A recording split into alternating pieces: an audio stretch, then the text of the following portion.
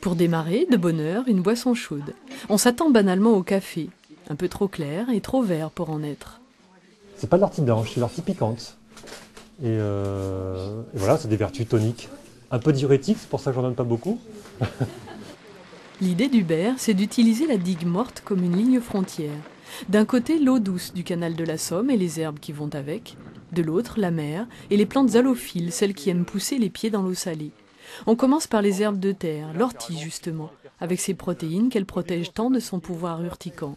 Si vous la faites sécher, vous concentrez forcément ces nutriments-là. Et là, vous allez à des taux de 40%. Donc c'est quasiment 2 fois plus que la viande, c'est plus que n'importe quelle légumineuse, hein.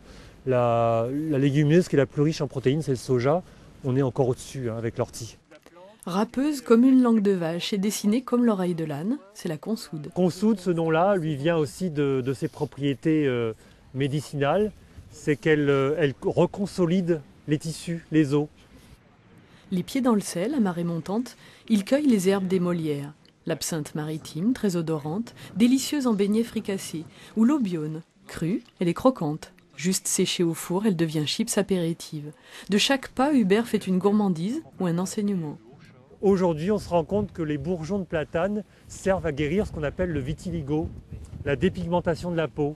Et quand vous regardez voilà, le tronc, il y a vraiment une similitude, une correspondance avec les propriétés de cet arbre. C'est ce qu'on appelle la théorie des signatures. Elles ont quasiment toutes des propriétés médicinales. La nature est quand même bien faite, elle nous met à disposition à la fois des plantes pour nous nourrir, mais pour nous guérir. Et généralement, là où le mal est, la plante remède est présente aussi.